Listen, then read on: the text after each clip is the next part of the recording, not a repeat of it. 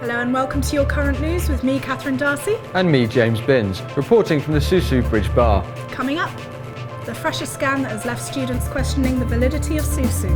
And things are hotting up in Southampton as a series of fires break out over the past few weeks. Firstly, Fresher scandal with infinity bands that offered a multitude of discounts at many high street stores. Joanna Sheldon reports. Naive freshers have been mercilessly targeted by a scam brought to make them spend money on a wristband that promised exclusive discounts at a number of favourite student hotspots in Southampton. The wristband, advertised by Infinity Bands, claims to grant students exclusive discounts when presented at one of their many business partners. The website advertises a supposed exclusive offers at Subway, Pizza Hut and Orange Rooms, amongst many other well-known businesses.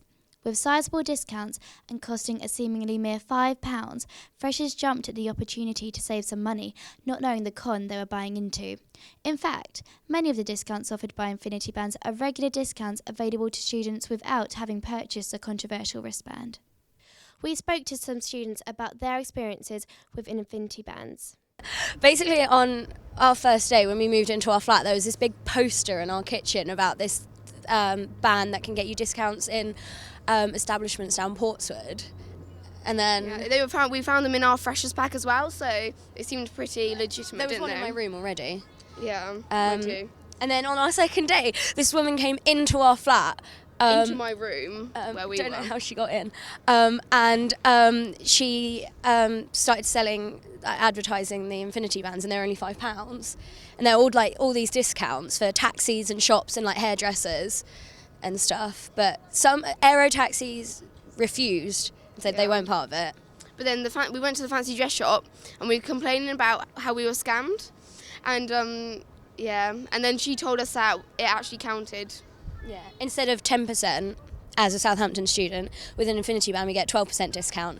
So she was like, we are part of that scheme, but Aero Taxi firmly said that they were not. We got in contact with Oliver Walsh from Infinity Bands, who told us, Infinity Bands combine a fashion accessory with a means of receiving exclusive discounts at core businesses around the city and leave students with a great item of memorabilia. During Freshers Week, the Sutton Tab wrote an article claiming some of our promoters were misleading freshers into buying our wristbands. While we could not find any evidence to substantiate these claims, our promoters were reminded to inform students that we are in no way affiliated with the university or SUSU. We also held more in-depth training enforcing tighter controls on what promoters can tell students to minimise the risk of misinterpreting or making incorrect assumptions about what our wristbands provide.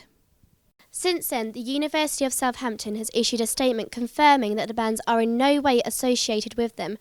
If I had to give advice to students in the future, if they're not sure about a certain product or company and whether it is actually affiliated with the student union or associated with something that the JCRs are running, I'd recommend going on either like the website susu.org or on our Facebook group and just asking and getting in touch with us.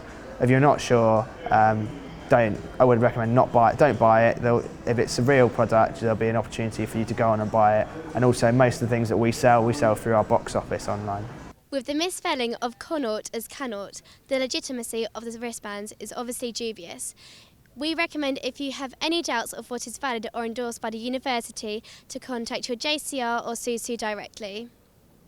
That was a report from one of our newest members, and if you want to be like Joanna, check this out.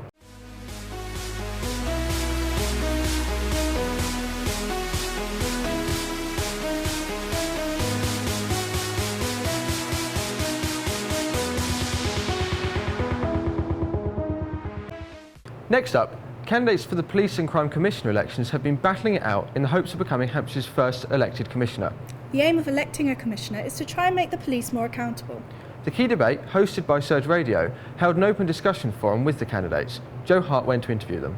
Hi, I'm Joe Hart and I'm here at the second of the key debates run by Surge Radio, who are just setting up for this debate today, which is about the Police Commissioner elections going on in Hampshire at the moment. We have all the candidates here today and they're going to be debating the various issues that are coming up in this election. So let's have a look. With the election of Police and Crime Commissioners across the country fast approaching, today we're going to focus on issues, surprisingly, crime and policing in the local area and nationally. We're particularly delighted to welcome 5 of the 6 candidates for post in Hampshire and the Isle of Wight to our student union today for this debate.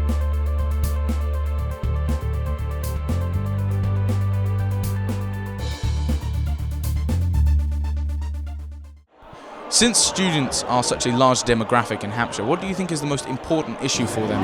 I think, first of all, that as we discussed in the debate, when I met students here last week, it was their own personal safety. It was the fear of drug and alcohol related crime. And it was the feeling of being part of a community, which is clearly very relevant here. The biggest issue in the election is getting them out to vote and the importance of voting, and I think you heard a bit about that from the panellists. And I think the second part is we need to, and if I focus it in on Southampton, we need to make sure that we are addressing the safety issues. I'm a mother with three, not so young anymore, they're in their 20s and 30s, but who go into town on a Saturday night, who like a few drinks. I want to know that they're getting home safely. I want to know that the young people in this city can get around the city safely.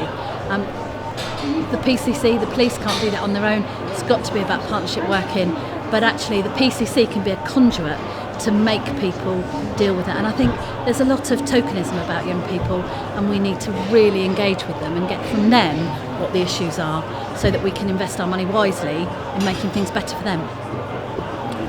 I think the students that are being affected by crime and trying to get a handle on that, I don't think at the moment the police have a good enough liaison with the students to work out what crimes they're being affected by and coming up with a cohesive plan of how to tackle it, which is one thing that I'm keen to get, is to get students involved in the process of writing the plan so that it makes sense for them as well. Our system in England is a balancing system. The judges, the Parliament and the police in the case of crime. It's similarly in enforcement agencies. You do not allow political control of what is meant to be an independent investigative enforcement agency.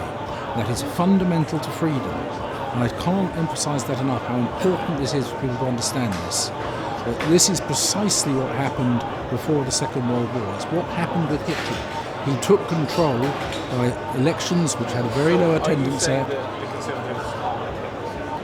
I'm saying that they suffer from the same problem of wanting to have control of the system and of the forces that can apply what happens to the people. In other words, who is investigated for what?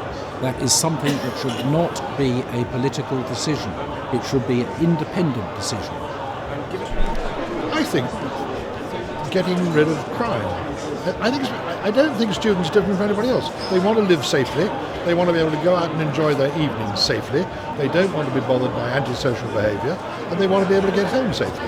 Now that's the same with the citizens wherever they are, cities, towns or country.